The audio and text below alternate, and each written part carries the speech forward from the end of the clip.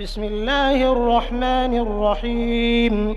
إذا وقعت الواقعة ليس لوقعتها كاذبة خافضة رافعة. إذا رجت الأرض رجا وبست الجبال بسا فكانت هباء منبثا وكنتم أزواجا ثلاثة فأصحاب الميمنة ما أصحاب الميمنة وأصحاب المشأمة ما أصحاب المشأمة والسابقون السابقون أولئك المقربون في جنات النعيم. ثلة من الأولين وقليل من الآخرين على سرر موضونة متكئين عليها متقابلين.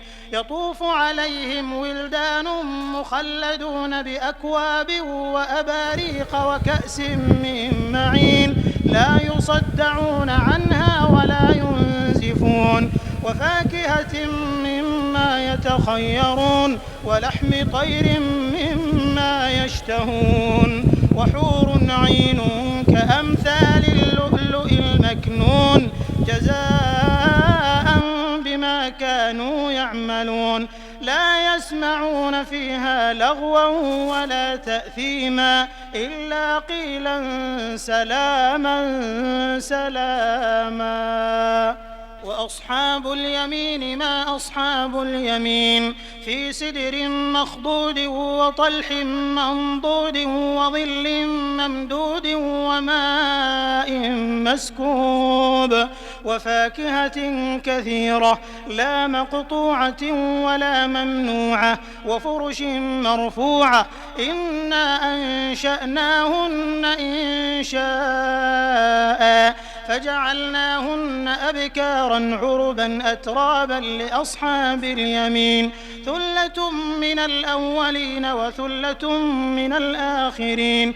وأصحاب الشمال ما أصحاب الشمال في سموم وحميم وظل من يحموم لا بارد ولا كريم. إنهم كانوا قبل ذلك مترفين وكانوا يصرون على الحنث العظيم وكانوا يقولون أئذا متنا وكنا ترابا وعظاما أئنا لمبعوثون أو آباؤنا الأولون. قل إن الأولين والآخرين لمجموعون إلى ميقات يوم معلوم. ثم إنكم أيها الضالون المكذبون لآكلون من شجر من زقوم فمالئون منها البطون فشاربون عليه من الحميم فشاربون شرب الهيم هذا نزلهم يوم الدين. نحن خلقناكم فلولا تصدقون. أفرأيتم ما تمنون أأنتم تخلقونه أم نحن الخالقون. نحن قدرنا بينكم الموت وما نحن بمسبوقين على أن نبدل أمثالكم وننشئكم فيما لا تعلمون. ولقد علمتم النشأة الأولى فلولا تذكرون. أفرأيتم ما تحرثون أأنتم تزرعونه أم نحن الزارعون. لو نشاء لجعلناه حطاما فظلتم تفكهون. إنا لمغرمون بل نحن محرومون. أفرأيتم الماء الذي تشربون أأنتم أنزلتموه من المزن أم نحن المنزلون.